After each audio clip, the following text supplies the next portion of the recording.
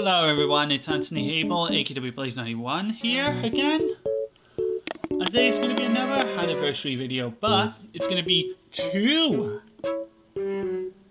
anniversaries in one video today, because we've got an anniversary celebrating two Nintendo consoles. And it is going to be an anniversary on the Nintendo Wii and the Nintendo Gamecube.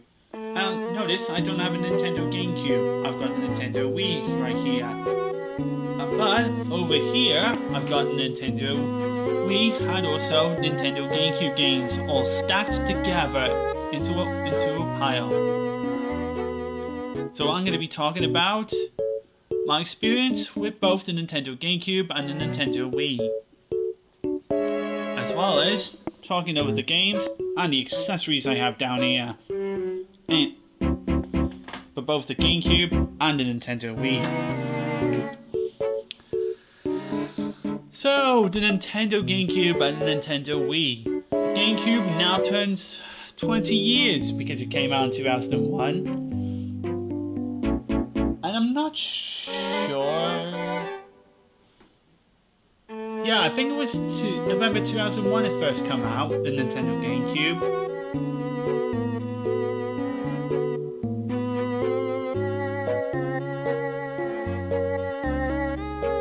And Nintendo Wii came out in November and December of 2006. So the Nintendo Wii is 15 years old.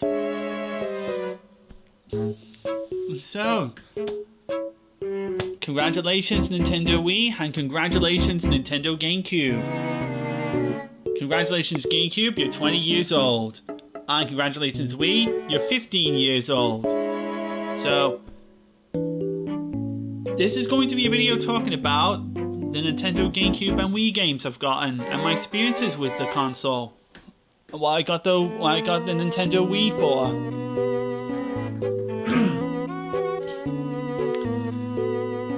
So, firstly, my experience with a Nintendo Gamecube. I didn't own a Nintendo Gamecube, like I said. I had the PlayStation 2, but one of my older brothers had a Nintendo Gamecube. And we had quite a fair bit of games for the Nintendo Gamecube. Here I'll bring my Nintendo Gamecube controller, my official one. And the Gamecube controller is actually not a bad game controller. I swear I didn't plan to have these tangled up in the video. But here it is. Here's the Gamecube controller. It's not bad. And it's a pretty nice game controller. Got your shoulder buttons, Z button, base buttons here, C stick, start, D-pad, and the analog stick. Yeah, it's all pretty nice. The C stick was a pretty big, nifty setup. It was better than the C buttons on the N64 control pad. Really well done. So, the games that I owned for the Nintendo Gamecube. Or should I say my brothers had for the Nintendo Gamecube, I should say. I played the Nintendo Gamecube a few times. Yeah, you know, playing it if I felt like it. There were some games for the Gamecube that were on PlayStation 2 and the Xbox, but I was a PlayStation guy. But there were plenty of us that were still into Nintendo consoles.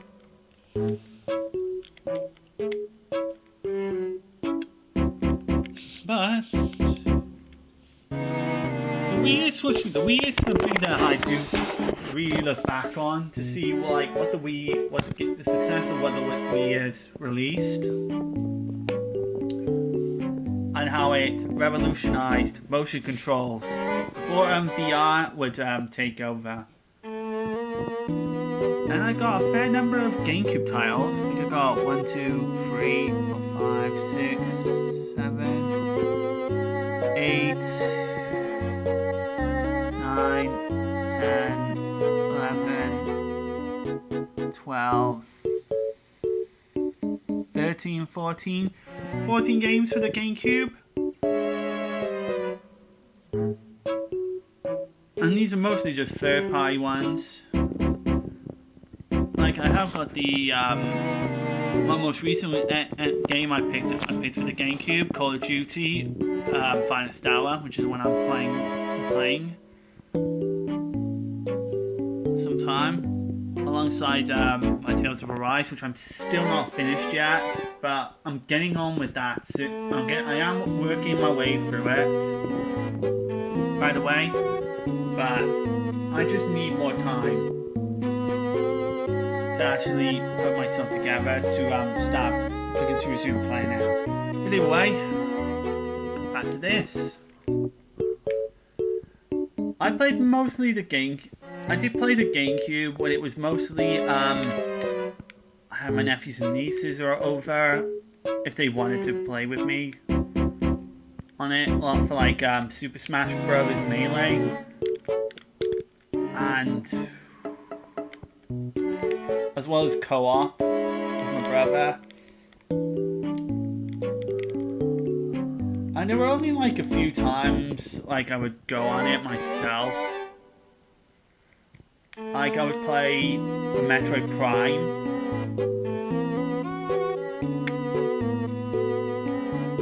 Maybe play the Time Splitters game, which I've got. Which I'll talk. And then there was the Metroid Prime, which was super popular, and it was such an excellent game. It was like one of the best games on the Nintendo Gamecube. The Resident Evil remake. We had a port of Crazy Taxi for it, which I want to get for the PlayStation 3 trophies. Then of course there was the Zelda game for Wind Waker, I believe.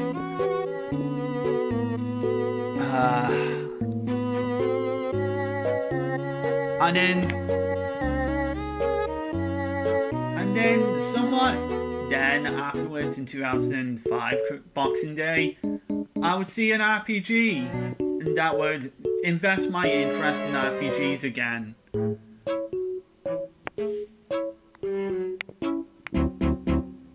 And when I first saw it, and I couldn't believe what the game was, and I thought it was such an incredible looking game that I really wanted to be a fan of it, and I am a fan of it today. And it is no joke.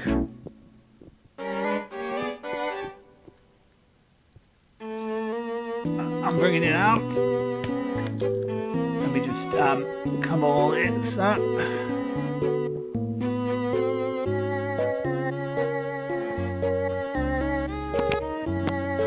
Tales of Symphonia. This was the game that capitalized my interest in role-playing games again after Final Fantasy VIII infamously ruined my interest in role-playing games. Yep, because there was this role-playing game that was shown to me that had this neat anime intro, and then it had a battle system where characters were running up to their enemies in real time, swords and magic. And it looked so cool, and I really wanted to give it a try. And then eventually I would then get another game in the series for my Game Boy Advance, which was Tales of Fantasia. And then that's when my interest in the Tales series would start. And that's when I became a massive die-hard Tales fan. So, back to this.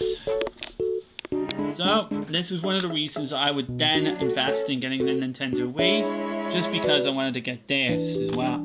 Just because I wanted to get this being one of the reasons, but also, it was because the motion control, everyone was playing the Wii Sports at the time, we were enjoying the ever-living hell out of Wii Sports.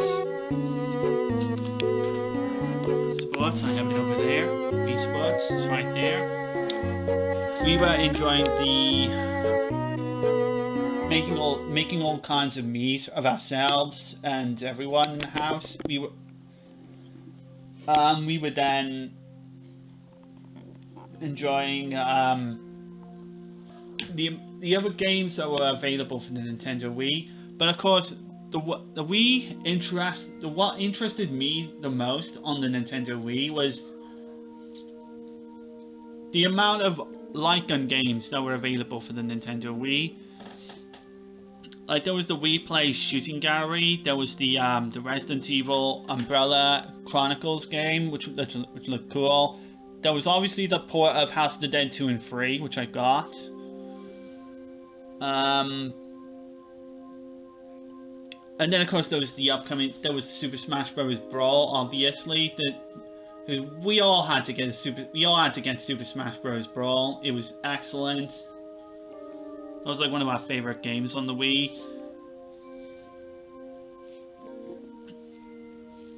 But then I obviously had the Sonic games,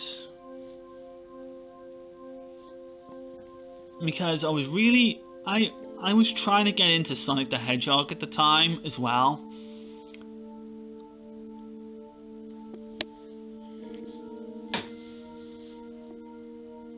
I then picked up like the definitive port of Resident Evil 4. Like, the Resident Evil 4 Wii edition was excellent. It was the best version of Resident Evil 4. As in, the controls on it was so good. Then we had all these minigame compilations that were released. I didn't get all of them, but I only picked up like a certain popular amount of them. So, either way, let's talk about the Nintendo Wii. Let's talk about the Nintendo Wii and the Nintendo Gamecube library that I got. Alright, so here it is. I'll put the Tales of Symphonia. I'll put one of my games back about where it was. Where is it?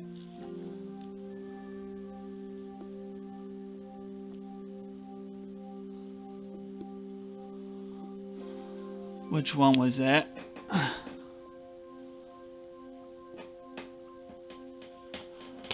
Alright, hold up. I just need to put... there it is. Alright, let's go through the games I've got alphabetically on both the Nintendo Wii and the Nintendo Gamecube. Here it is, Big Brain Academy for Wii, where it's a minigame compilation with that are used to challenging your brains, which challenge your brain age to see how your brain functions. It's not a bad minigame compilation. Just very simple. Good and easy to pick up for the kiddies. Then of course there's the more recent game I picked up for my Nintendo Gamecube, Call of Duty Finest Hour. I unboxed it and talked about it. This was the first game in the Call of Duty series for the consoles. And the Nintendo Gamecube port is actually great. It's pretty good, pretty well done. All things considered, considering it's one of the first Call of Duty games on the console, you can't really fault the game too much. Hard Vendetta. It's alright, I guess. Like, it's not the worst thing ever, but it's not saying too much. It is a first-person shooter of the Die Hard franchise. It's like its own sequel to the Die Hard movies. And it's alright. Yeah, I don't know, it's alright. Then there's Ghost Squad, which is a light gun rail shooter that was in arcades back in 2004, and then afterwards they then released it on the... A couple of years later, they released it for the Nintendo Wii. This was a game that was compatible with the Wii Zapper light gun shell, which I'll talk about. Where you shoot at whatever enemy pops up on the screen with your Wii Remote, reload, and then occasionally you do a mission. You do like a little mission task here and there. And then eventually you face a boss challenge where you either trying to take out a moving target in a single bullet, or trying to stop an attack chopper in time to prevent your comrades from being killed, and so on. It's good, but it's very super short. Like, pick this up for like a $5. If you pick this game up for less than the $5, it's could have been worse. Could have been worse ways you could spend your money on. But if you spend more than like $20 on it, yeah, you're getting your money ripped off. Goldeneye Rogue Agent. I finally got my chance to talk about the real version of Goldeneye Rogue Agent when I finally reviewed it on my GameSpot channel. And yeah, this one is... It is a game in the James Bond in the universe, but its story plays like fan fiction. We got Bond villains from a mix of the 60s, the 70s, and the 90s, with more futuristic kind of weaponry. Yeah, it's a mess. It's a very mess of a story. And the gameplay is very reminiscent of Halo 2 than it is a James Bond game. GT Pro Series, it was like a low budget racing game. James Bond 007 Nightfire, which was a really good James Bond game for its time. Judge Dredd vs. Death, really good, which is actually a very good Judge Dredd game, very underrated in my opinion. Where you are Judge Dredd, where you're the comic book hero Judge Dredd, who's going around arresting people committing crimes, and then you also got occasional vampires that you got to deal with. It's good. It's pretty good. It is actually a pretty good game. And then Then you got Lynx Crossbow Training, which is a light gun style shooting game, which came with the Nintendo Wii, which came with the Wii Zapper. Now I'm gonna bring out the Wii Zapper. This comes with the Wii Zapper gun, where it houses the Wii Remote in here and the nunchuck here. If you ask me, the Zapper gun is poor, like very, very poor. I don't really like how it handles and how it feels awkward feels very awkward to use. Like, yeah, it's not that great.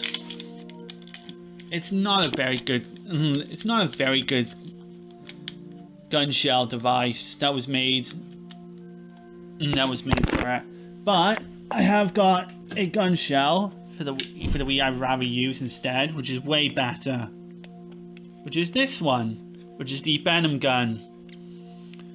And you can use the Wii Remote on any kind of light gun shell you would wish to play these light gun games with.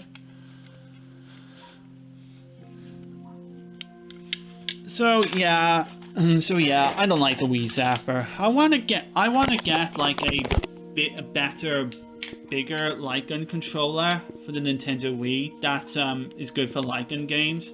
Like one of them I've seen is a sniper rifle, and I think I would honestly prefer that over this.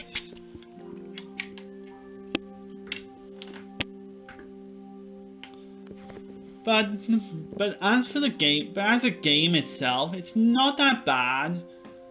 As long as you buy it for like under a $5. Spend anything more than that on it, then you're not really, then you're getting your money ripped off. Then you're getting ripped off. Because all it is just a bunch of small mini challenges that you do to score points. But if you're a Zelda fan, this one's alright, I guess. Then here comes one of the games that I was absolutely looking forward to, but then ended up being disappointed. Mario and Sonic at the Olympic Games. Now, back in 2008, there was the release of, I'm not sure if it was 2008 or 2009 that it came out, Super Smash Bros. Brawl, where you finally get to see both Mario and Sonic, the two mascot rivals, duke it out against each other. It was the best thing that we got to see. It was the best thing we finally got to witness. You know, because Sonic and Mario were like two of the biggest rivals in the gaming industry, and it was just epic to see those two finally duke it out. So so around that time, we got the release of Mario and Sonic at the Olympic Games, where we get to see characters from both Mario and Sonic compete in a whole bunch of Olympic challenges. And while that is still going on, I will admit, these games are not that good. I'm sure children love them, but they don't know any better because they're only children. But these Olympic game titles are just so poor. They are not beginner friendly. They are awkward to control. The controls in these are so bizarre. They add like convoluted mechanics on them to make the mini games challenging, and some of them are just stupid. Like try and hold down a button to like get a like there's one first shooting game where you've got to press at the right time, where if you press it at the right time it makes the crosshair bigger so you can hit the target, but hit at the wrong time it makes the crosshair smaller and you can't hit anything.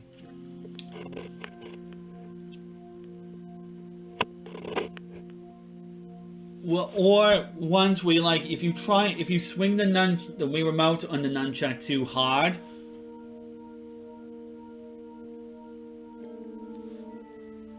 you end up failing or committing a foul.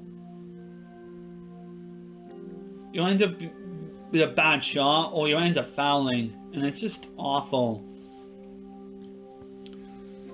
I really did not like it, and I really didn't like this game, and I never did, which is why I never bothered with the future titles in the Olympic Games series. And I still kind of made they're still making them, even for the Nintendo Switch. Then we got Mario Party 8. I've never been into these Mario Party games. I know my nephews have. And the only one I have is the 8th one, where yeah, my nephews brought their copy of Mario Party 8 over so we can all play it together, and This one had a whole bunch of mini games I kind of liked.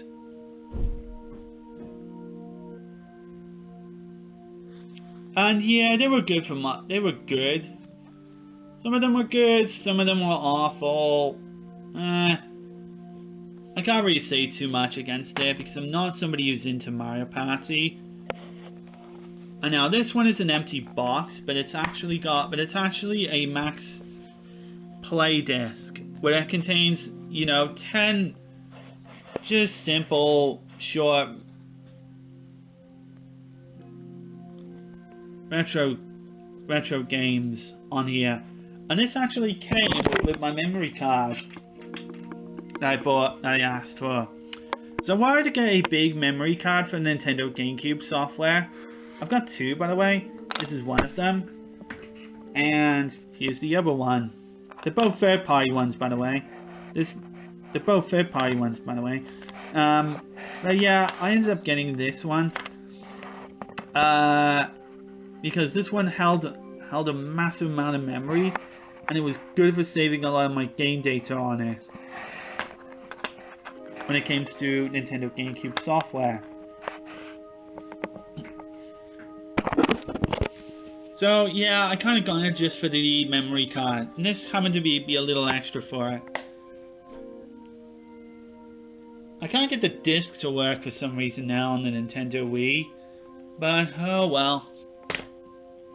And now here's the Metroid Trilogy, Metroid Prime Trilogy for the Nintendo Wii, where it's a compilation of Metroid Prime 1, Metroid Prime 2, and Metroid Prime 3 all in a single package. With Metroid Prime 1 and 2 being reworked with a all new control scheme to suitify the control scheme from Metroid Prime 3, and it was an improvement. Being able to stray freely without needing to lock on was a very welcome change. That way you could easily explore. It was a way that you could easily explore around the stages. It was a way that you could actually play the game with an all-new control setting.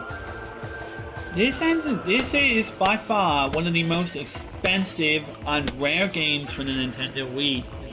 These can actually go upwards to like hundreds of pounds worth to get your hands on.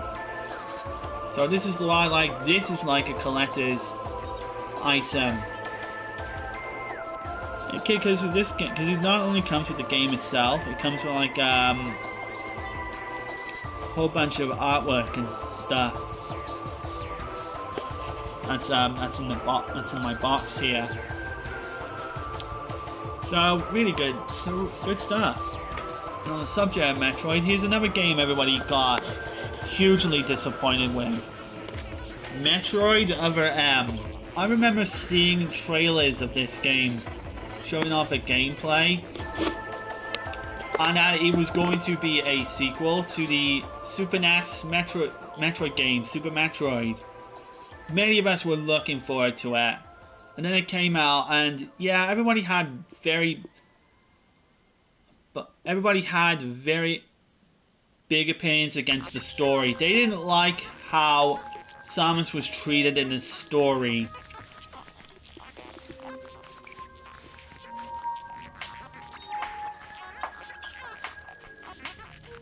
But the gameplay was okay. Granted challenging.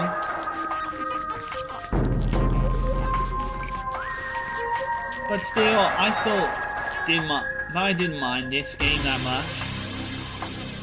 But I can still see why this game is so disappointing. It was a Metroid. This would be the last Metroid game we would see until they ruined it with this atrocity, Metroid Prime Federation Force on the 3DS. When it was first announced, You wouldn't believe the amount of hate it got. Alright, moving on here. We got Monster Hunter 3, Try. Well, unless it's called Monster Hunter Try, but I call it Monster Hunter 3 Try.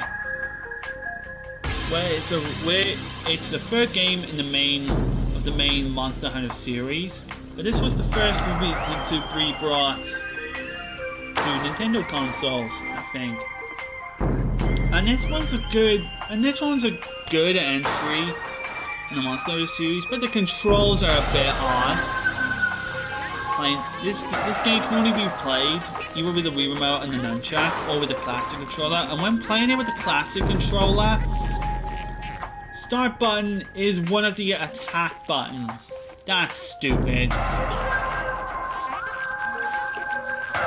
other than that, gameplay is still pretty good. Once you learn how to play it. I'm not into Monster Hunter, but yeah, I got it.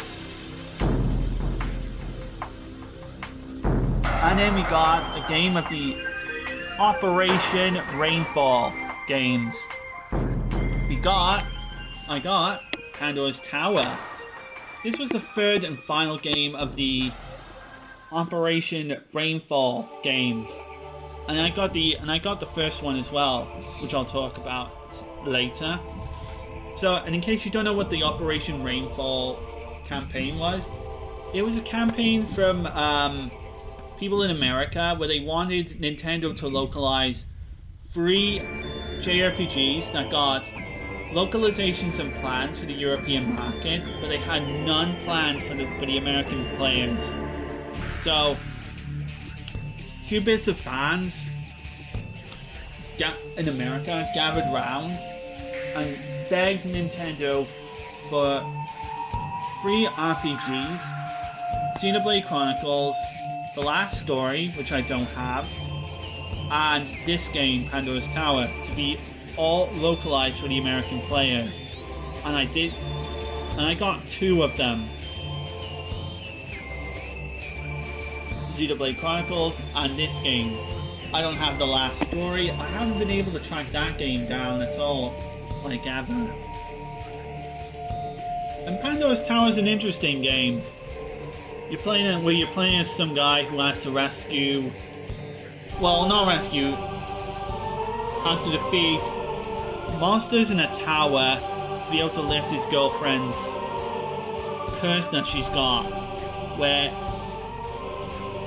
she's infected with this curse, where after a certain time she will then turn into a beast, and she has to devour a certain number of beasts in order to free herself from eat the flesh of some of these numbered beasts to be able to free herself from the curse.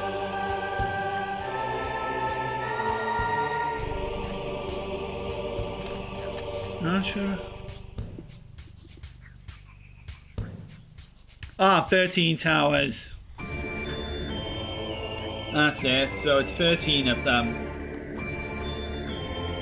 I believe. Yeah, 13. So this is a good one.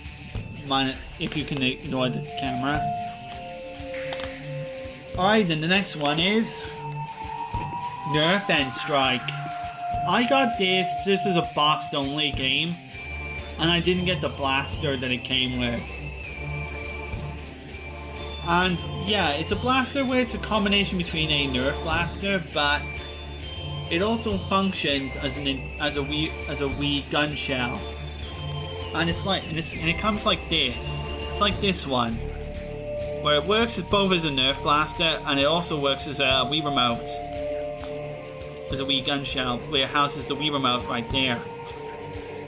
And I've been wanting, and I'm really interested in tracking it down if I can find it.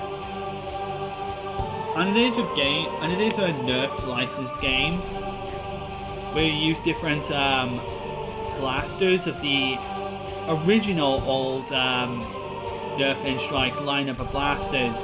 Some of which existed in real life, like that sniper rifle there, the This one there, I think that existed in the real Nerf. And the Maverick, which is right here, the Maverick, that existed. The Falcon, I think that's the Falcon, I'm aware. This one, I think that existed in Nerf. Alongside of several other blasters that nobody ever remembers from Nerf, that never even made it, that never actually made it to Nerf blasters.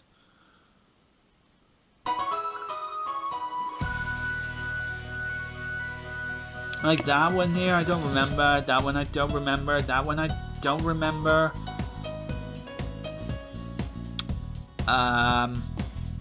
That one I don't think I remember.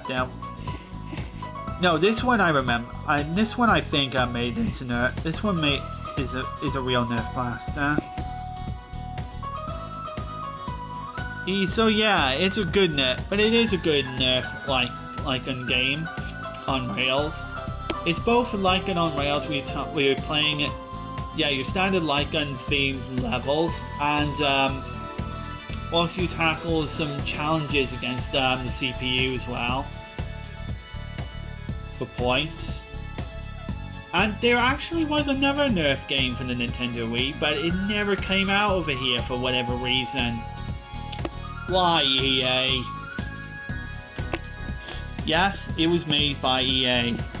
The same EA that made not only the infamous Star Wars Battlefront 2 2017 with the microtransactions, but they also made the recent new Battlefield game that is a complete buggy mess.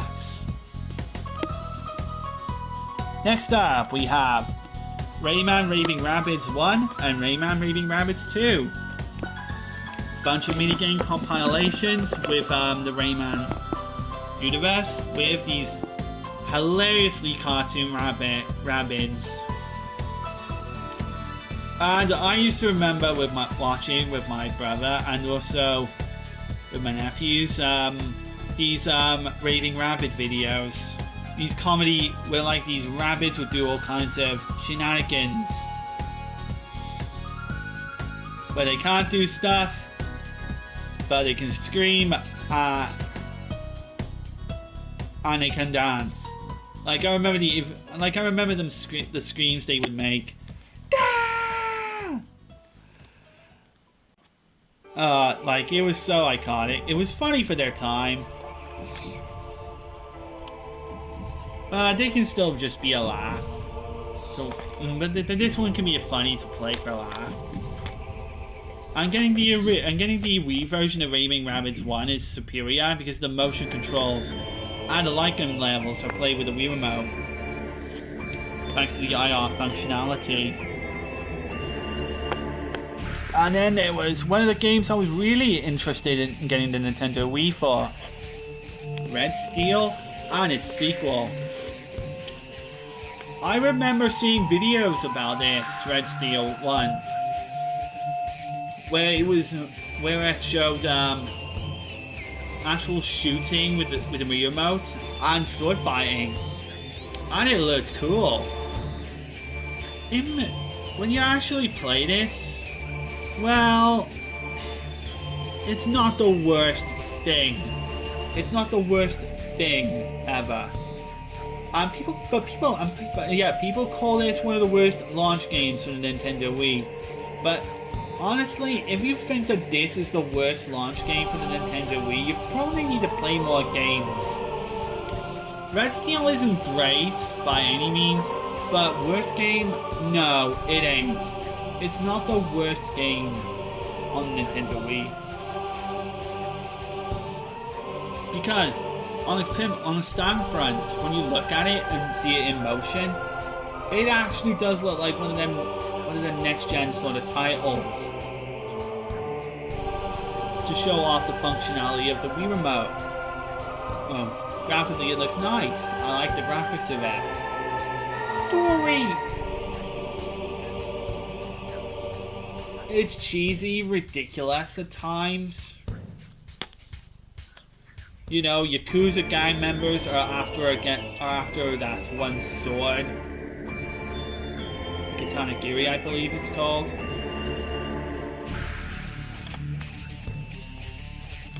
And you have to rescue your girlfriend who's been kidnapped by the Yakuza gang members.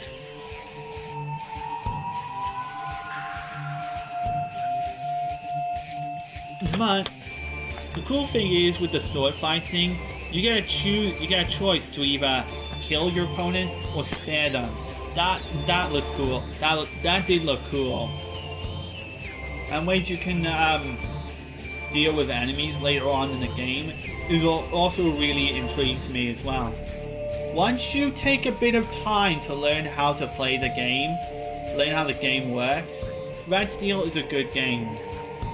All things considered, it's not a bad game people make it out to be. Red Steel 2 would improve upon the mechanics of Red Steel 1, and it would more favor swordplay than gunplay, because it would make use of the motion class.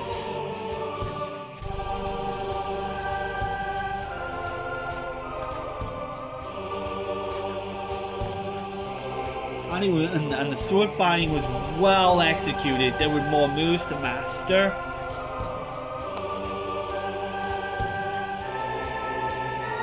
And many of the moves that's implemented into the game are actually fantastic. Like, it's a brilliant action game. Like, it's definitely a superb sequel, better than the first game in a lot of ways. And it's a shame it didn't do, both those games didn't sell or do too great, because we never got our Red Steel 3 after. And now, two more games I'm going to talk about is Sonic and the Secret Rings and Sonic and the Black Knight, which would be two spin-off games in the Sonic franchise that would be called the Storybook Saga. And it only sprouted into two games. There was Sonic and the Secret Rings, which, although it was better than the disaster that was the 2006 Sonic the Hedgehog game, but that's not saying too much, because the controls were a nightmare to get used to. It's on rails, where the controls either work half the time or do not work half the time, and you end up dying in frustration, just trying to get Sonic across like a platform or whatever. And it takes forever for Sonic to gain speed. Whereas Sonic and the Black Knight, it would improve on the controls a fair bit, but it would take a long time to get used to. And everybody shat on this game as well. Like, everybody shat on the game. I honestly thought this was sick, because Sonic with a sword, holy hell. I had to find a reason to enjoy this. And whilst I did complete this, I never got around to completing this one. Mainly because of other games that were out at the time.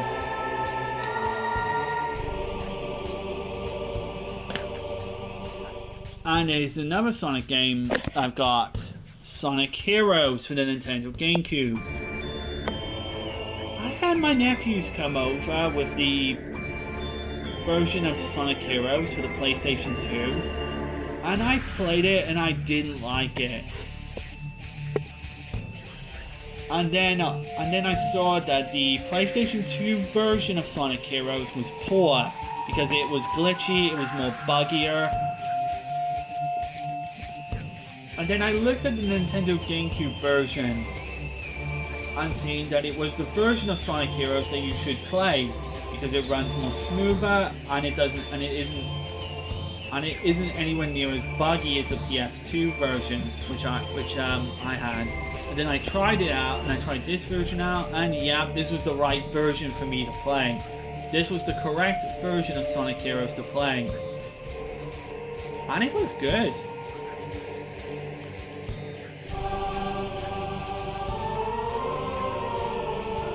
Like, it is a Sonic game where you're using, where you're either, and it is a Sonic game where you're playing as either Sonic Team Sonic, playing as Team, what is it, Team Dark, Team Chaotix, and Team Rose.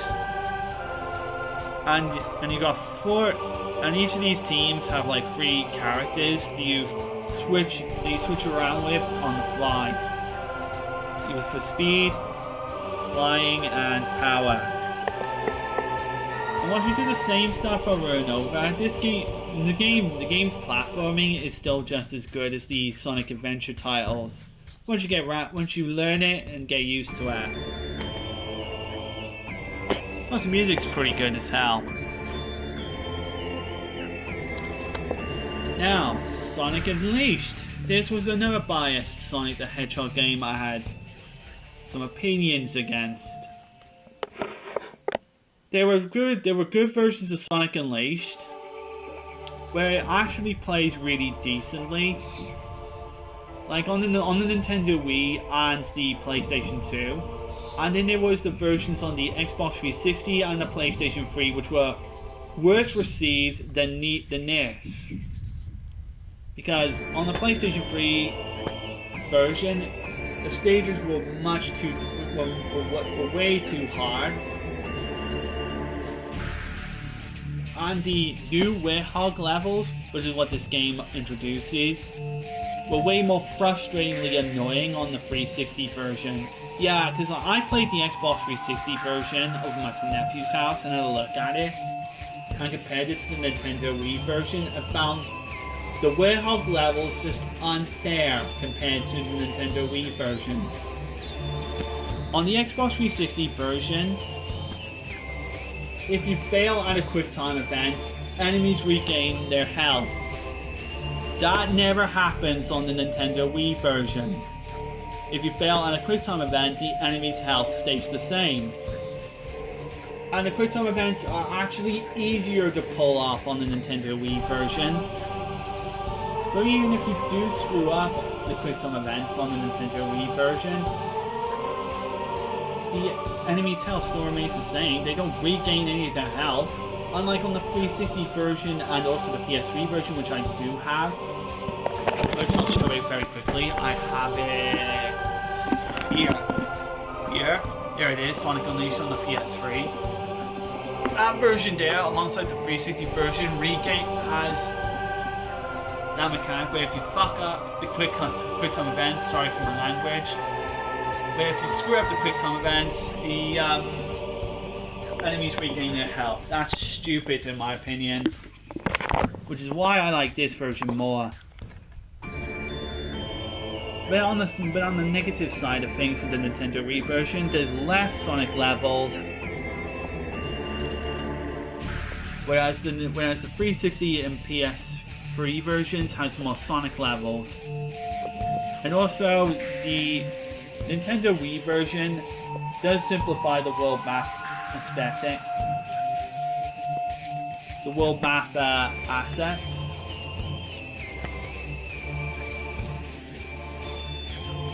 And you do not need to get like every single medal in the game to advance onwards.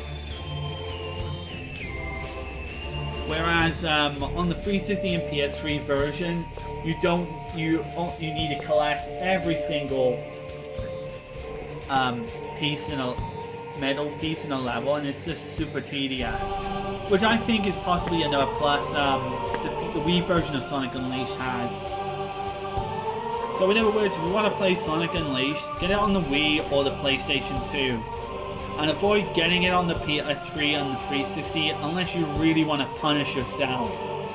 Unless you want to play an unfair, punishing version of Sonic Unleashed.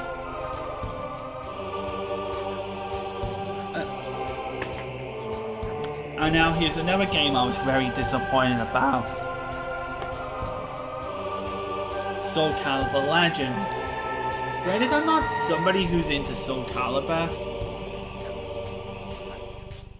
but this was to be one of my this was my introduction to Soul Calibur Legends. And instead of being a fighting game, which the Soul Calibur series is about, this one is a straight up action game spin. This is a straight up action game spin-off, where you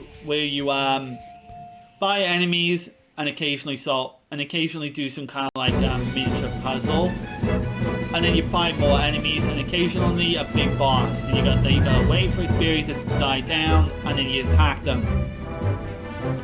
It's a repetitive action game that's not very good, but there was but I got this game for one reason, and it is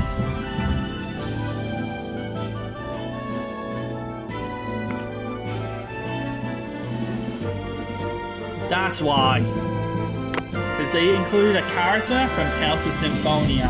And because I loved Tales of Symphonia that much, I got the game because he was in it.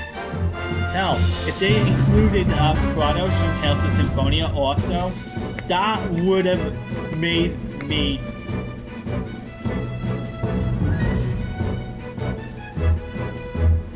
blow myself. That would have made me blow myself up, because I would have loved to have played the game as Kratos. Because I was a huge fan of Tales of Symphonia at the time, and seeing Lloyd Irving in a game like that, like Soul Calibur Legends, it was good, but even he can't save the game. On top of that, the controls were not that great either. Sometimes the motions do not seem to recognize themselves half the time. And the camera can be a little bit, can really tip you off sometimes. So if it wasn't for if it wasn't for Lloyd Irving's appearance in Soul Calibur Legends, I would have just ignored it. Because it was really just not a very good game. And now we're going to the next pile. We have Super Mario Galaxy, another game my nephews and I had a fun time with. It's a very fantastic 3D platforming game, and with loads of challenging levels, cool transformations, like Fire Mario, Ghost Mario, and then there's the Bee Mario. That's pretty cool. And occasionally you get star bits which you use to get yourself further in the levels. It's really good. It's a Mario game. It's brilliant. And then of course we got no Nintendo game is worth, no Nintendo video or Nintendo console is talked about when it comes to the Super Smash Bros. Games. Super Smash Bros. Melee and Super Smash Bros. Brawl. Yep, got the Gamecube and more so the Nintendo Wii to play these two, because we enjoyed a hell of a lot of fun with these games. I enjoyed Brawl more. Although I enjoyed Brawl more because the Subspace Emissary, and I actually enjoyed the Subspace Emissary. It was actually not as bad many people make it out to be, because it was a good mode for unlocking the majority of characters. And some of the new characters like Meta Knight, Pit, Wario, Ike from Fire Emblem, as well as Sonic the Hedgehog and Solid Snake. Like, Solid Snake was a very unorthodox character to include, but I remember like when I was younger, when I saw the trailer of Super Smash Bros. Brawl for the first time, seeing Solid Snake for the first time, I was just like, what, Solid Snake as well? Like, it was incredible to it was an incredible deal to have. It was a big deal to have because we would then be introduced to like third-party characters from from outside of Nintendo branded franchises that existed, that did exist on Nintendo platforms. Join in Brawl.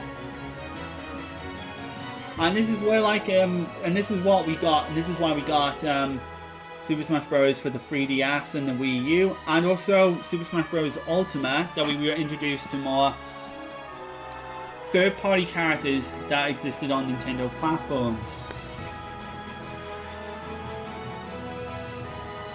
And that we would get excited for, like seeing Joker from Persona 5 joining Smash Brothers, to Dragon Quest Heroes, the Dragon Quest Hero from Dragon Quest 11, Banjo-Kazooie, Terry Bogard from Fatal Fury, Katsuya from Tekken 7, yeah, the Tekken series, I should say. And then lastly, the last reveal, which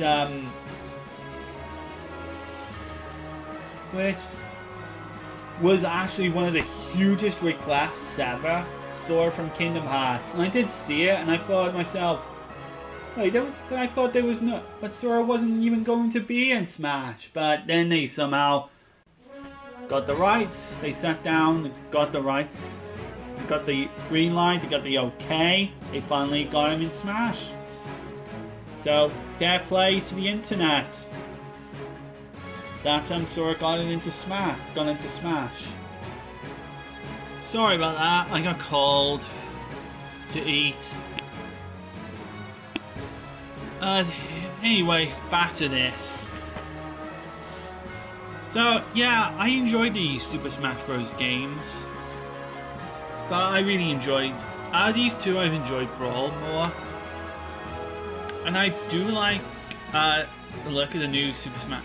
The current Super Smash Bros. Game, Super Smash Bros. Ultimate, on the Nintendo Switch. But I am going to be sticking with the Super Smash Bros. Games I got. And I do like the 3DS one that I have as well. That's a really good Super Smash Bros. Game as well. But yeah, it's a good entry in these. These are fantastic entries in the Super Smash Bros. Series. And now we got the games that got me back into role-playing games. And it's, I already talked about it, but I might as well talk about it now. Some more. And it is Tales of Symphonia. Here it is.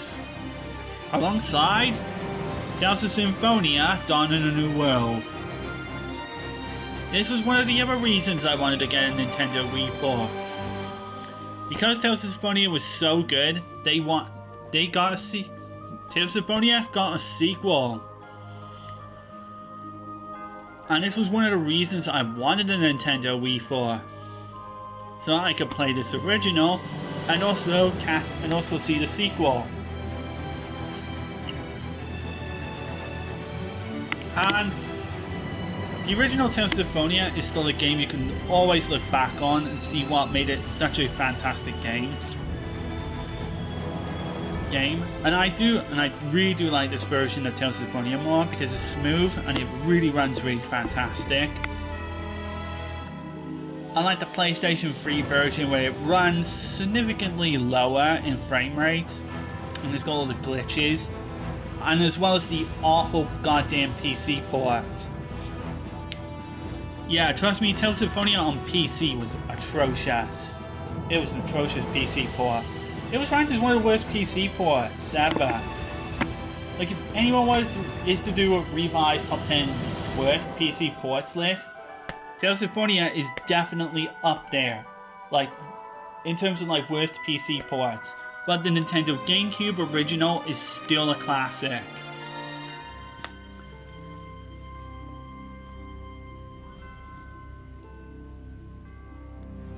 Because This was a game that introduced the world to the Tales of series. And it introduced me to the series as well. And I really still like all these screenshots here in the art of it. It looks fantastic. It's still good. It's still a good RPG you can look back on. And I still like the characters as well. I still like one of my favorites, this one here, Kratos here. Still one of my favorite characters in the series. And then we got the sequel that would come out in 2008. But for the UK, but for the people in the UK like myself, we had to wait until 2009 to finally get it. Where they add a few bits of new stuff to make up for it. But mainly just new accessories and cosmetics and whatever. But this is a Tales of game that didn't do so good. That this would be the final Tales game we would see in English until 2011 with the release of Tales of the Abyss for the 3DS, which is what I have here. See, there it is, Tales of the Abyss, right there. And Tales of Symphonia, Dawn of the Worlds. Gameplay wise was good. Battle system is fantastic, is good. I like the battle system. I like it that you can recruit monsters into your party.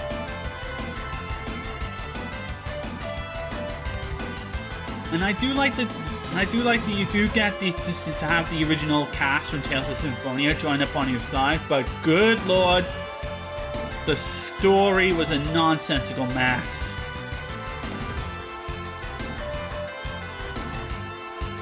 And the reason I say it is because the story in it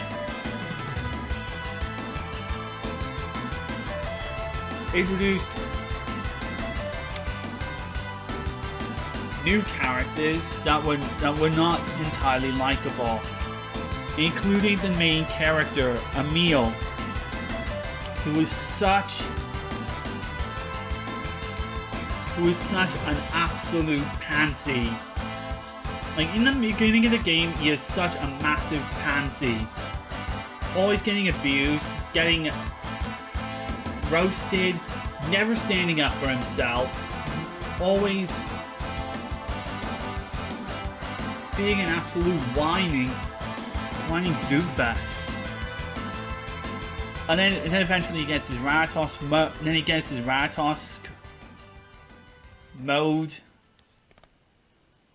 turns into a violent, over the top jerk.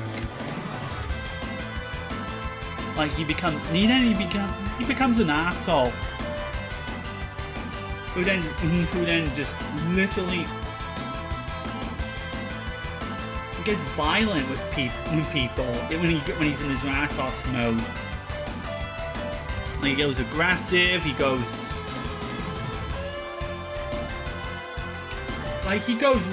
over the top, to say the least.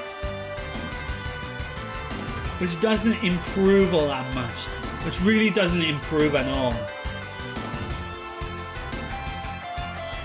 So there's both sides of a meal that are just annoying as hell to put up with.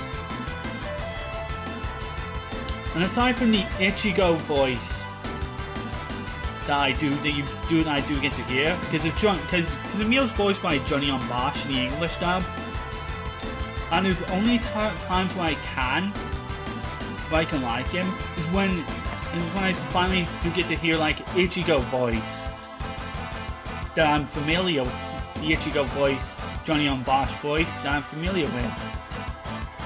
But then as soon as I hear like the kitty voice, it's just annoying. Sorry about that.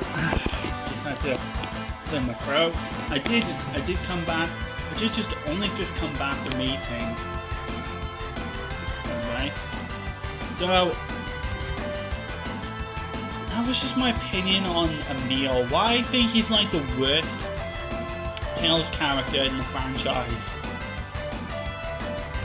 Martha would be somewhat more tolerable to like. She is like your typical like female pro-tag role. But Tenebrae is like the highlight character of the whole new cast. Like he's an absolute laugh to listen to.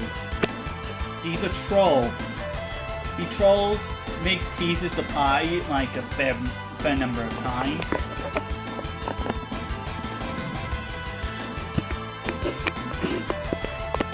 And he commits like and often some of the pie members often create as favorably those by Colette. Of the returning characters you do get. What was it? They call him Kennedy. And the often amount of memes and humor that comes out from it is just hilarious. And some of the jokes Tenebrae does to tease Emil is actually pretty amusing. And I really do find some of the jokes he throws in there just really entertaining. And then you also got this character, Richter. He's a waste. Richter is a waste of he's a wasted opportunity for an interesting villain. He tries way too hard.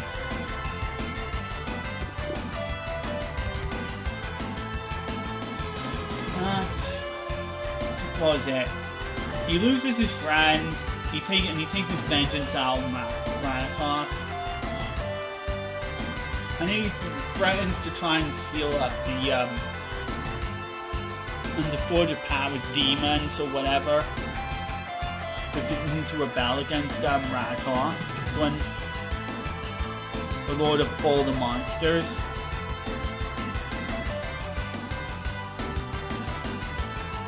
And the one who gave birth to the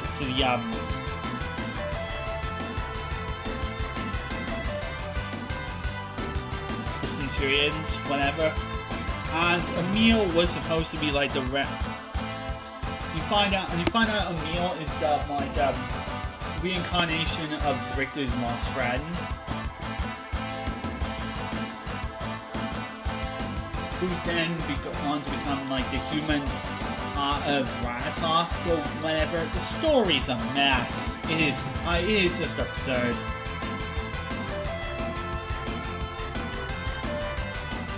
But like I said, I have got the Tales of Symphonia Chronicles on the PlayStation 3 right here, where it's basically you get the two Tales of Symphonia games in one box with a whole heap of changes. The changes in additions that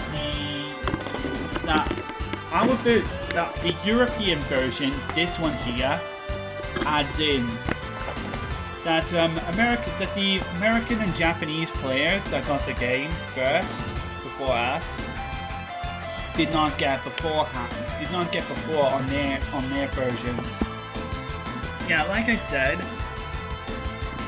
this would go on to be the last Tales of game you would see in the series until 2011, where after like years of begging and wanting the localizations of the other Tales of games we never got to see, like Vesperia on the PlayStation 3, Tales of Fantasia, Narratory Dungeon Cross, Tales Versus, the Radiant Mythology 2 and 3 games, Tales of Versus, the list goes on and on, including Tales of Destiny Remake, which was like one of the most requested, heavily requested Tales game localizations, next to the Tales of Vesperia PlayStation 3 and Tales of Hearts for the Nintendo DS, which we would never see localizations of. And it does seem like Bandai Namco is starting to like take interest in wanting to go back to the old Tales of games and give us the Tales localizations we never got to see in the West. And I hope we do see some bits of localization treatment from them. So anyway, let's talk about the next game, The Conduit, which I got in a limited special edition box set, and it came in a very nice box. This was another first-person shooter I was really interested in getting for the Nintendo Wii. I would get this, but I would never get the sequel, and chances are I might not ever get it. Because I did like the story of the first game, it ended on a cliffhanger. And the sequel ends on a cliffhanger as well. And that is sad. Just really sad. Because High Voltage did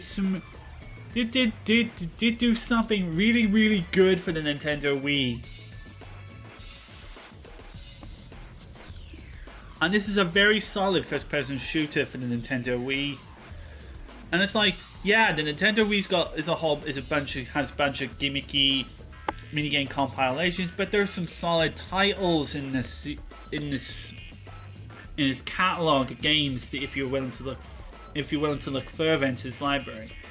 The online play of this is done because, like, the Wii's Nintendo would shut down game services for the Nintendo Wii and the Nintendo DS.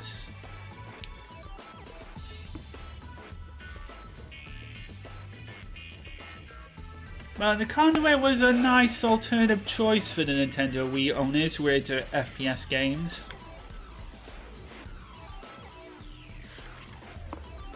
Did have some cool shootouts, and it did have some cool weapons to use.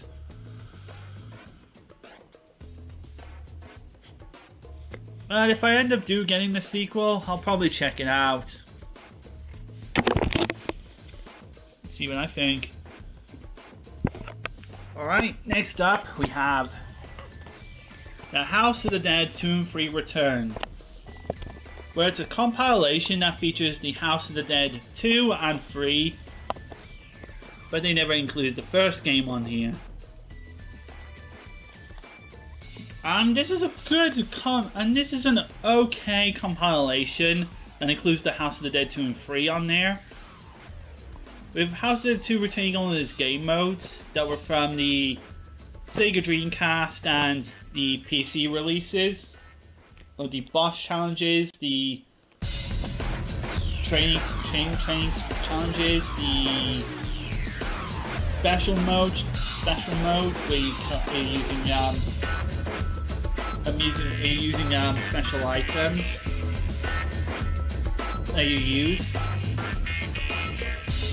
And the House of the Dead 3 is really good. And the version of House of the Dead 3 is really good as well. And what I like about this is that it includes an all-new mode on here that the PlayStation 3 version lacked. It's the Extreme mode, where it makes the game much more challenging, and enemies are completely immune to damage, not fired at their weak points.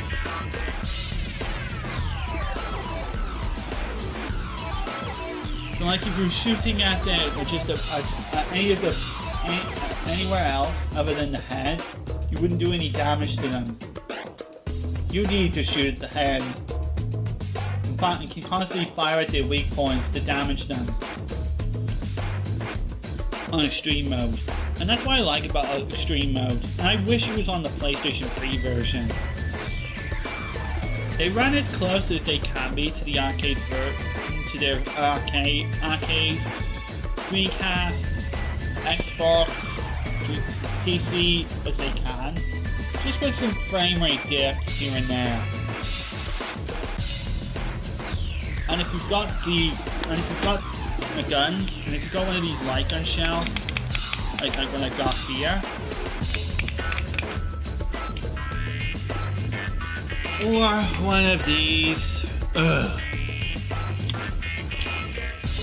then you can play. Then you can experience the arcade thrills at home. And next up is one that my brother and I did spend a fantastic amount of time with. Time Splitters 2 on the Gamecube. This is a fantastic shooter for the Gamecube. It reminds me so much of Goldeneye and Perfect Dark.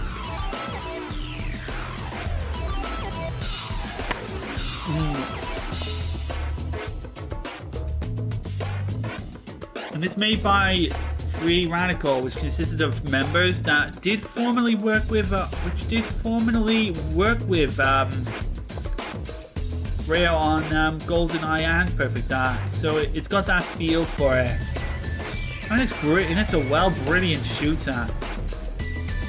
And the amount of content it's got on offer. It's got a fantastic campaign, a brilliant amount of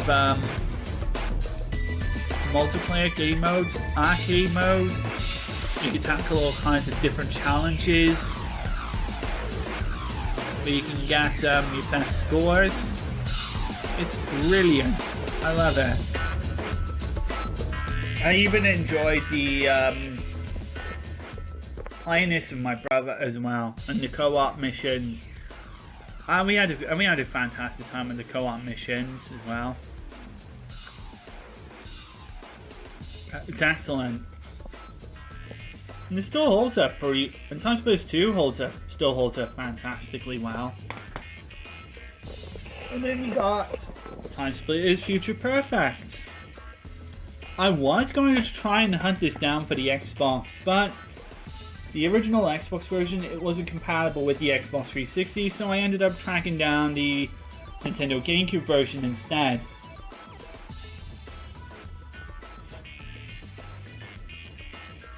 And this Time Splitters game is really brilliant. Although I've only spent less time with it, just to see the game working. And it does offer a lot more stuff to do on this, just as much as Time Splitters 2.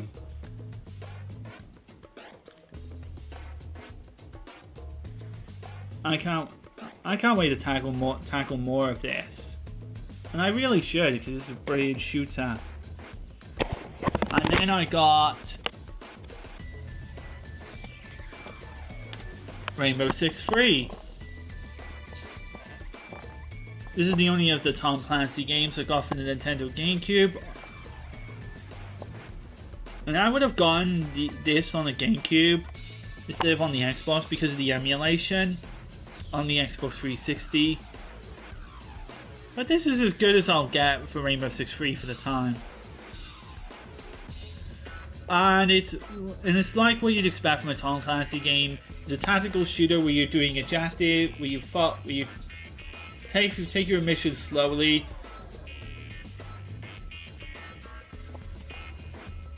Rescue hostages, defuse bombs, and shoot down the bad guys before they shoot you. Still a good game regardless, but very challenging. Right, next up we have Tarak Evolution. Now my copy here didn't come with a cover or a box, but all I can find, and all I was able to find was the disc and the instructions.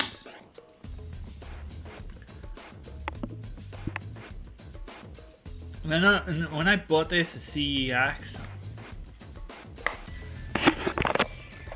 they couldn't find the case for the game, and likely that someone had nicked it.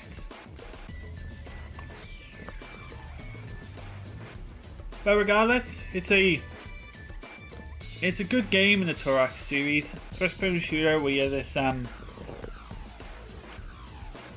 warrior.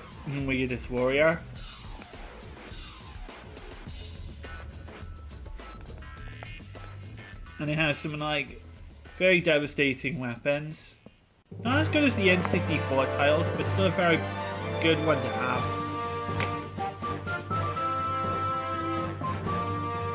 And then I got WarioWare Smooth Moves, which is a minigame compilation with Wario. Super fast minigames where you're doing things with the Wii Remote. It's a very creative minigame compilation. And then you got Wii Play, and I got Wii Play. This is a game that comes with a free Wii Remote. And if you're looking for a reason to get another Wii Remote, this game is a nice bargain to have. You got a whole bunch of very simple mini games. And some of my favorites on there is the shooting gallery, the billiards one. The posing one's pretty fun, although frantic.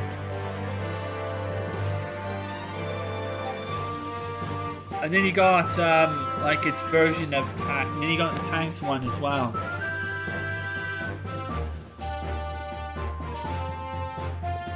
Like it's very fun.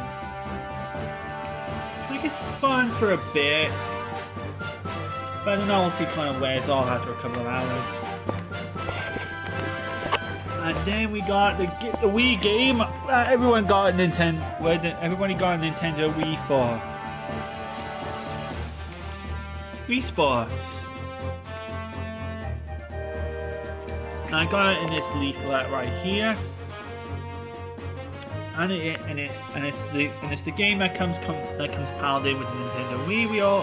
We all know this game. It's a game that's got 5 different sports: boxing, bowling, which we all know and love, golf, baseball, and tennis.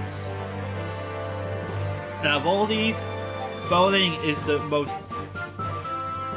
enjoyable game on the whole list of Wii Sports. And then you got all the daily challenges. I don't know, what's it called? You got this mode where like it measures your fitness age.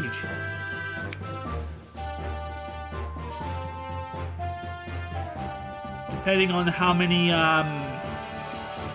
you get done, you do. And it's amusing and it's fun, I guess. But this would end up being taken over with Wii Sports Result, which was a game to show off the capabilities of the Motion Plus. And I still got my Motion Plus with my game. And it's a pretty nice compilation, as it adds much more minigames. My favorite being the swordplay one. And then you got wakeboarding, frisbee, archery, bowling, golf, table tennis, basketball, car cruising, canoeing, cycling, air sports, so on. It's great. It's a pretty good game. It's a pretty good game for what it achieves. It improves on the fundamentals of Wii Sports. And it still has the bowling, which is why everybody loved and favored the most on Wii Sports. And then we got Replay Motion, which was what came with the Wii Remote Plus. This is nothing more than just a compilation of games to show off the Wii Remote Plus, which was an improved Wii Remote that has the built-in Motion Plus capabilities, and that's it. That's all it is. And you'll either like it or you don't. And it's good if you get this with the Wii Remote Plus, but if not, avoid spending more than like £5 to £10 on it. I got it for £2, which is good enough for me. And I have got the Wii Remote Plus that works with it. And then lastly, the last game of the whole list. One of the best games to come out on the Nintendo Wii. And one that I hope, when I get the motivation to do it, I will go to it and play it. Xenoblade Chronicles. The first game of the Operation Rainbow games. This is the reason I've been wanting to keep my Nintendo Wii for. This game and this game alone. I asked for this game for my birthday and I played it once. Like, I put myself off for it for a while to work with other games. But eventually, if I do want to go to this game, I'll do it. Because there's fantastic things to say about Xenoblade Chronicles. It's fantastic battle system, excellent characters, brilliant story, amazing soundtrack, outstanding presentation, especially for a Wii game. The graphics on it look impressive. It's not like what you would see very commonly on the Nintendo Wii, and it does hold itself out pretty well. I really would like to go back and play this game, and even though it's on the Nintendo 3DS, it only works with new Nintendo 3DS models, which I don't have, and I do not have the Nintendo Switch, and I have no intention currently to get the version on the Nintendo Switch, and I'll explain why.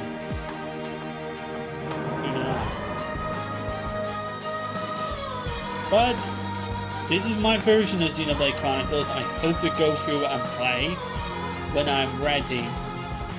Eventually I'm going to go through and do that.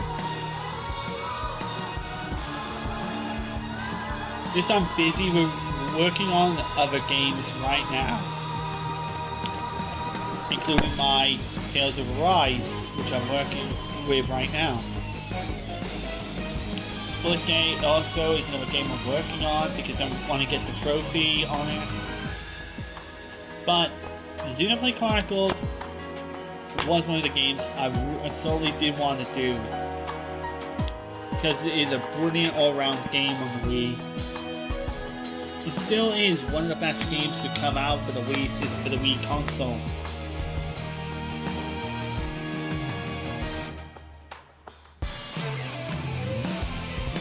Hopefully I will, because it is such an outstanding game. So that is all my games I have for both the Nintendo Gamecube and the Nintendo Wii. Really good console, the Nintendo Wii and the Gamecube. Also my old little Wii console right here. And I'm using the standard Nintendo Wii console because it works with the Nintendo Gamecube controllers and the memory cards.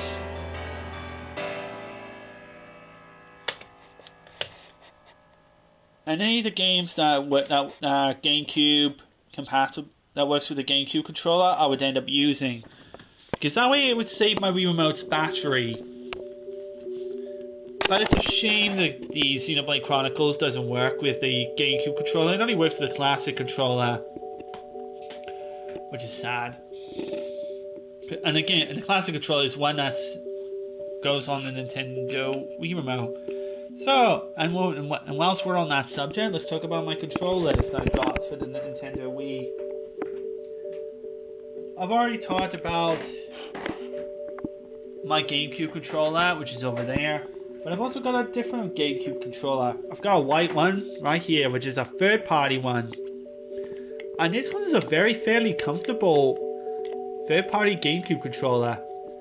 I did find a multitude of my third-party GameCube controllers. Many of them are terrible, but this one is actually a pretty good one. It's a well-built and well-lasted GameCube controller. And even the analog stick on it feels very comfortable. Surprisingly, it actually feels comfortable, considering the amount of use it's had over the years. And I'm surprised. And the C stick actually feels quite nice as well in my thumb, on my right thumb. Like, it actually does feel genuinely nice. buttons actually feel quite well. Buttons have a good feel. D-pads not bad as well.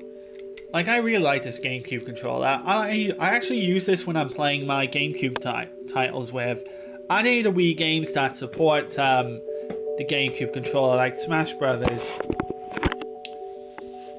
I also got a classic controller, but more so I got a classic controller Pro, which is in black form. This is for when you want to play, you know, games that work with the classic controller. Provided it has the classic controller icon on it, and this is comfortable, and the thumb grips on it feels nice, and the buttons feel great as well. Like, I do like this controller. Just a shame with certain games I have to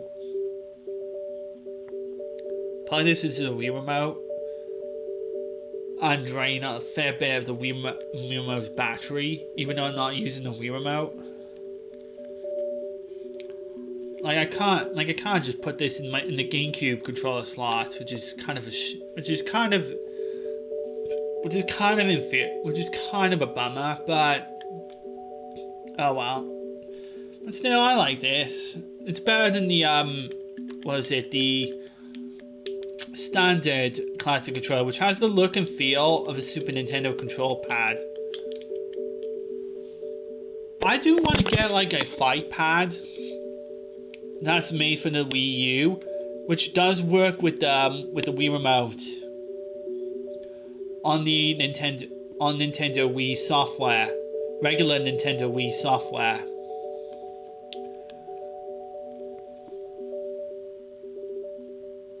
And yeah, that's a good controller I've looked up on Amazon, where it can work with Nintendo Wii and Nintendo Wii U games. So that's cool. And then I got shells. I'm gonna bring in the Wii wheel. This is what came with Mario Kart on the Wii. And whilst I didn't get Mario Kart for the Wii itself, this is a very good Wii wheel. It's really good. This is a very good Wii wheel. You put your Wii Remote into it, and you eventually you just hold it like your as a steering wheel. It's very good. It's very comfortable. I like it. And then there's one I got here where put your Wii Remote on here and it becomes like a singular joypad. Pretty nice. I like that. I like this one as well. And then I also got a sword, and I also got a sword here for the Wii Remote, where you plug the Wii Remote into this, and you can swing this around, and it becomes like a lightsaber from Star Wars. And it's funny because they would go on to make lightsaber swords from the Star Wars franchise for the Wii Remote that were licensed. And this is a third-party one. And this is supposed to be battery operated, where you put your batteries in there, you swing the Wii Remote, and it lights up. I had a couple of these before, but I think this one is broken. I can't even get the battery compartment to come out and lid to come off. I think it's broken, but I can still use this as a sword though, regardless. But more so, I'm using this as a club.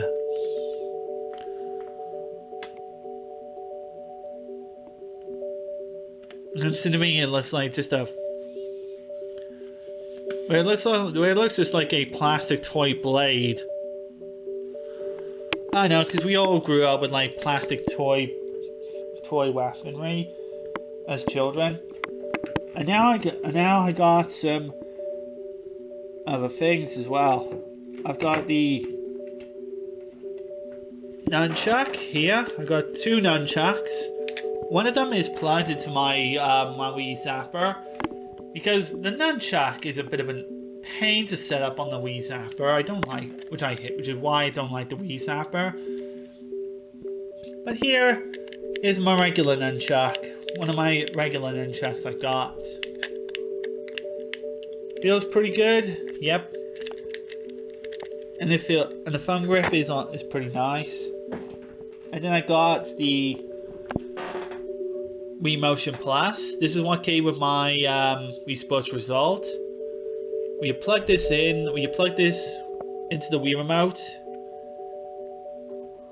and it allows you to do more motions that you couldn't do, that the standard Wii Remote couldn't do before. But I got the Wii Remote Plus, which does even better, which I'll show it in just a moment. And then I got some third-party battery components. I've got the third-party battery rechargeable, where we plug this into a Wii Remote, and you can plug this in through USB to charge it up.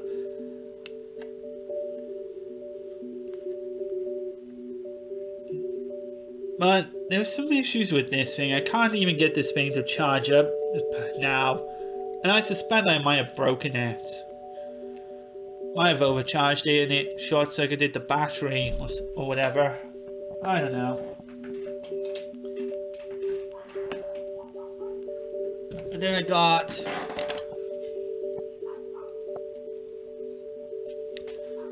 these rechargeable batteries components, where like you can put in like two AAA batteries into it, and this came in a charger, where I had two of these and it came in a charger, but the charger broke down. Then again, it was being used for so long, but this can surprisingly still work if you put in like these you put in like the two AAA batteries into there, rechargeable ones. If they're charged up, these can still be used. So I kept one in one of my Wii remotes, and this is a spare if I ever want to do that. And then of course I got the spare battery cover for my Wii remote as well, and I've got two Wii remotes here. One standard Wii remote. Oops. I've got one standard Wii remote. Still works fine.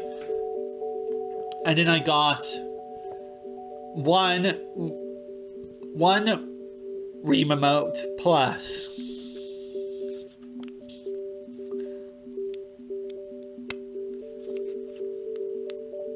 And it still works pretty well, although I haven't used it in a while, but regardless, it still works. It's here.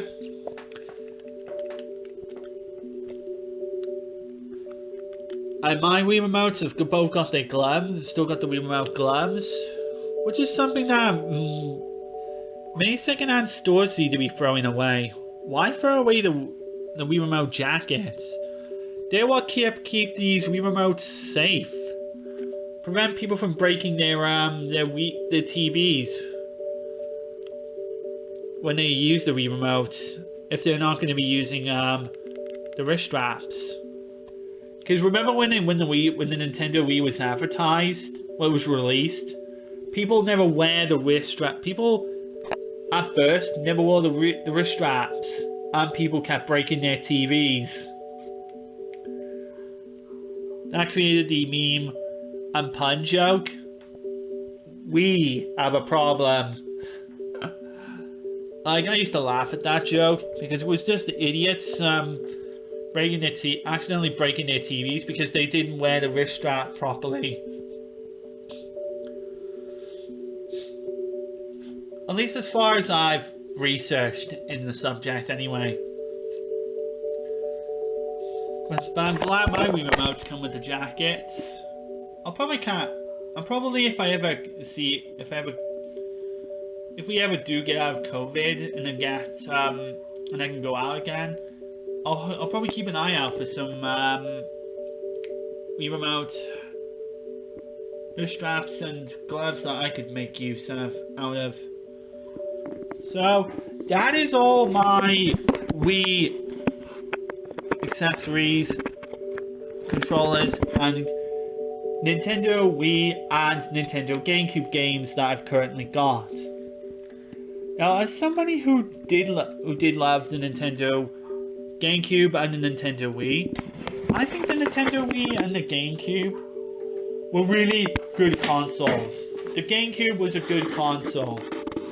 It didn't compete well with the Xbox and the PlayStation 2, but the Gamecube, in fairness, was a really good console. Nintendo Wii was also a really good console in itself, but aimed towards families. But it was not to say it had fantastic games in its library. Like I said, some of my favorite games were obviously Tales of Symphonia, the Super Smash Bros. Games, some of the Light Gun games I already stated. There were some fantastic games that were in the Wii's library. Games like No More Heroes, which I used to have,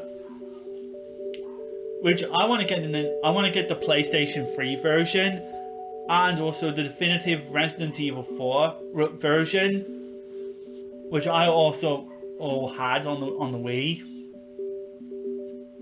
And then there was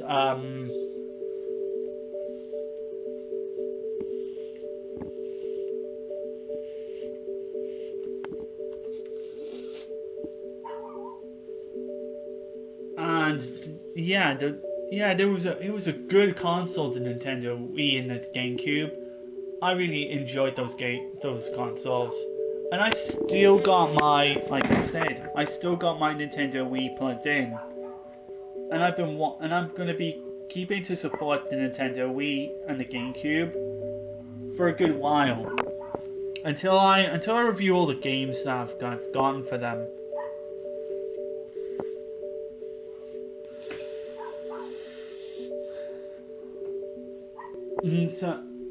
So what do I think of Nintendo now currently? I skipped the Nintendo Wii U because I didn't find much of the games on the Wii U that interesting. The only games that captivated my interest on the Wii U was some of the Virtual Console games that got releases of some of the NES Zapper games on there, like Duck Hunt, Hogan's Alley, and I think there was a port, what was the other one? The Adventures of Bayou Billy, which had the light gun levels. Wild Gunman, that's it. It had those games, it had the NES Zapper games on there for the first time. And then, of course, there was like the popular Xenoblade, there was Xenoblade Chronicles X, was it? Yeah. There was Splatoon, which I think did better on the Switch. Of course, there was the obvious Super Smash Bros. Game that was released on that.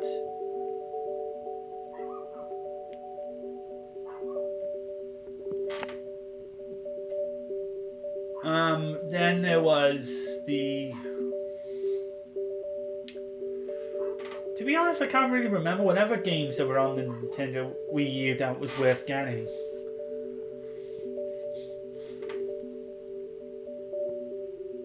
And about the only one... and I don't think I knew... And other than one of my brothers having a child that had a Nintendo Wii U, that was... I never actually played on the Wii U myself. Aside from maybe at like one of the store stands. Maybe just once. That was my only time I ever got to experience the Wii U. So I ended up skipping the Wii U. Because the Wii U was what you'd expect. it was just, but it was compatible with Nintendo Wii software, and it wasn't great of a console. And it was backwards compatible with the Wii, but with its own library of Wii U games wasn't great, wasn't really all that good.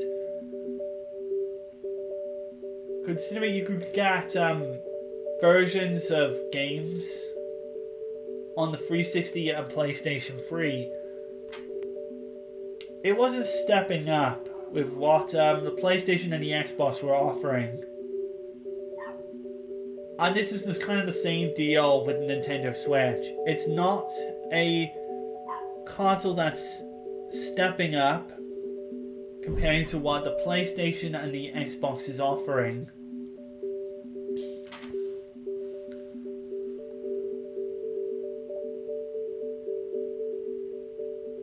Aside from the Nintendo staples, Mario Kart, the Donkey Kong, the Marios, a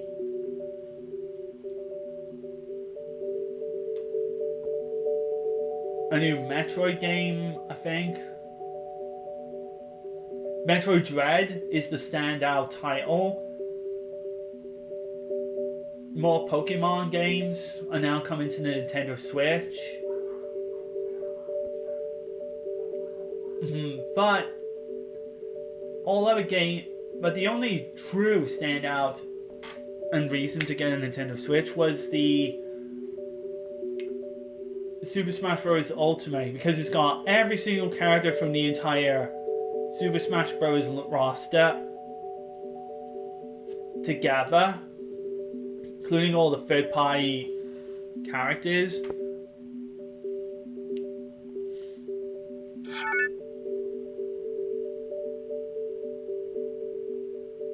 And then there's like the Nintendo Lobo stuff, which isn't interesting. And then there's the talk about the Joy-Con drift issue, which I think is single-handedly the biggest problem I have with the Nintendo Switch. Single-handedly, my biggest issue with the Nintendo Switch is the Joy-Con drifting. Well, like,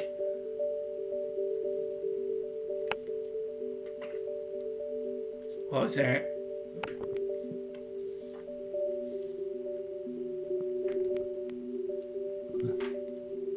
Pardon me? Well, like, the controllers will work for the first couple of days, and then afterwards the Joy-Cons on the analog sticks would start drifting. They would start breaking down easily. And for a console like that, you don't want that kind of thing happening. It's just as bad as the Xbox 360's red light of death issue. Whereas Microsoft would very take this as a serious issue, be very responsive to the complaints of it, and would improve it. Nintendo has released 2 revisions of the Nintendo Switch. The Switch Lite and the new Switch OLED. Where all the Switch OLED is just a beautiful new screen. It still doesn't resolve. They have yet to resolve the Joy-Con drift issue that people have been complaining about. You know, the number one top priority thing that Nintendo should be fixing. And Nintendo doesn't do a damn thing about it. I'm still thinking that their Joy-Con controllers are still functionable. But they're not. They're gonna work fine for a couple of days, and then afterwards they're gonna start drifting. And people are gonna be demanding fixes for them. They're gonna be wanting repairs. Like, if I ever got a Nintendo Switch, like just a regular Nintendo Switch, and then my Joy-Cons start drifting, That's gonna be a serious. That's gonna be a serious issue. So that's why I would really rather that they would start fixing the Switch. To start fixing the Joy-Con drifting issue. Oh, it's getting dark here. Give me a moment. Here we go. Sorry about that. I didn't realise it was getting dark.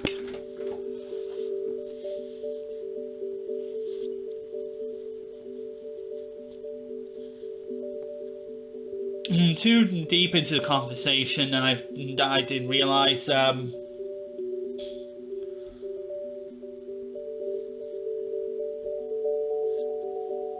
it was getting dark. But yeah, if I got a Nintendo Switch and then these Joy-Cons here, like, say this is the Joy-Cons right here. These would work fine for like a couple of days, then they start drifting, and then then these are no good. Then these Joy-Cons are no good. You want them to last like a good amount of time. Like maybe like a couple of months, maybe like 12 months, maybe 24 months. You want them to last a long time. And you don't want them breaking down so like in like a couple of days. It's my number one issue that I have with the Nintendo Switch, and one that's turned me away from wanting one. Another thing that has turned me off from wanting the Nintendo Switch is the Switch Online service. Now, the Nintendo Wii, my Nintendo Wii right here, I've got a good number of Virtual Console games I've downloaded over the years that I have on the Nintendo Wii. I've downloaded a good number of Virtual Console games that were emulations of games from past systems, like the Super Nintendo, the NES, and the Nintendo 64. I'm pleased to hear about news that Nintendo 64 games are coming to the Nintendo Switch. But, pardon me again, but to hear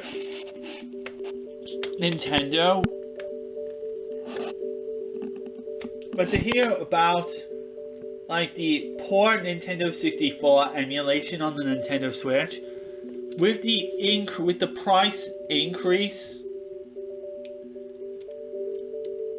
really is just a bad thing. It's really, really bad. Like, it's gone from £17.99 for one single person to subscribe to the Nintendo Switch Online service to $34.99. And yeah, it's kind of somewhat on par with the price point of the Xbox and PlayStation service that they offer.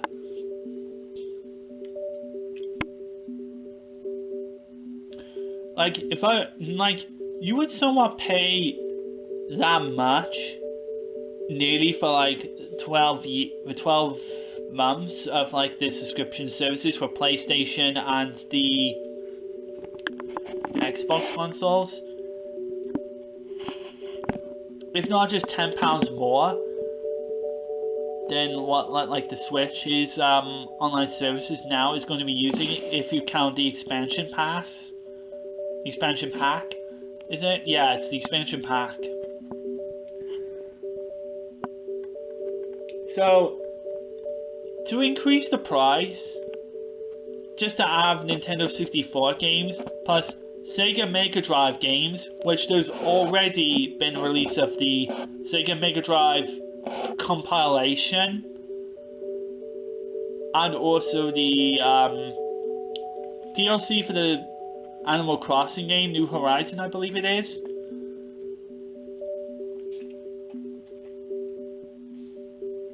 on top of the online, being able to play your Nintendo Switch games online is just ludicrous in my opinion. Especially with how bad Legend of Zelda Ocarina of Time looks. If you compare Ocarina of Time, like how it is supposed to look on the Nintendo 64, compared to how it actually runs on the Nintendo 64 emulator to how it runs on the Nintendo 64 Virtual Console,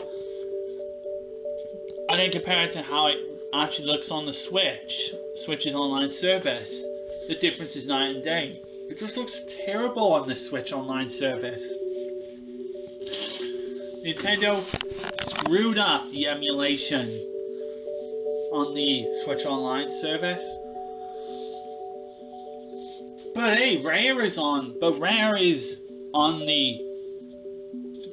the service. They're putting their titles on the Nintendo Switch, and there's a possibility that one such game that everybody's been requesting for so damn long is gonna be on the Nintendo Switch.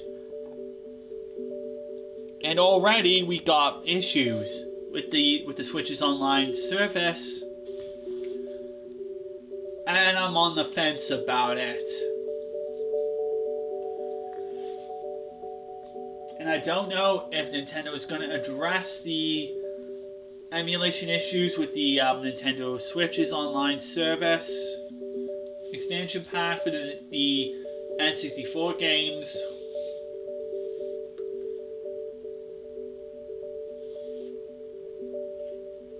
And I'm really not so sure about it. Nintendo would really need to do something. Would need to make their Switch their Switch better, both hardware and service better with the subscription. They also need to put on some exclusives that would re-interest me in Nintendo platforms again. But I would really like to bring myself to Nintendo consoles again, because I got the Nintendo Wii all set up here. But with the Nintendo Switch, yeah, they need to do something to make it better. They really need to fix up the Nintendo Switch to really make that system better. If I ever want to play Nintendo Switch games. And whilst I won't be able to play like Nintendo Wii or Nintendo Gamecube games on the Switch, obviously, because this is a disc-based system and the Switch is cartridge-based.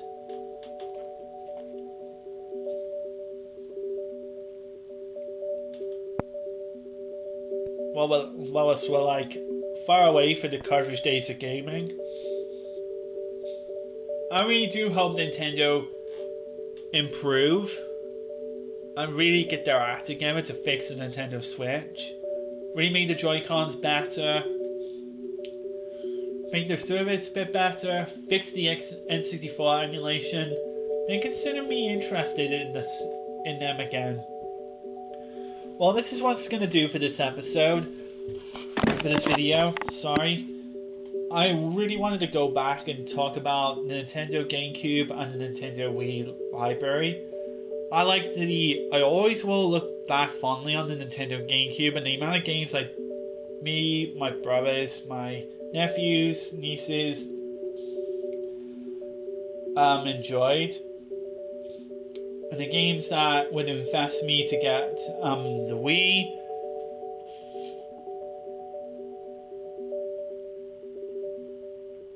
And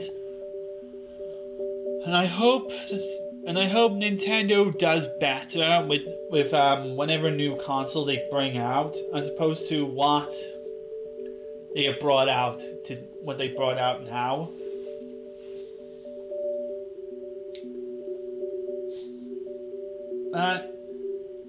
I hope this was a bit of a memory trip down memory lane. Let me know your thoughts about the Nintendo Switch and the online service and whatever things Nintendo related. Let me hear your thoughts on what you think of N64 emulation and whether or not things are going to get better for the Switch and the Joy-Con drift issue. And I hope to see you all in the next video. Happy 20th anniversary Nintendo Gamecube, and happy 15th anniversary Nintendo Wii.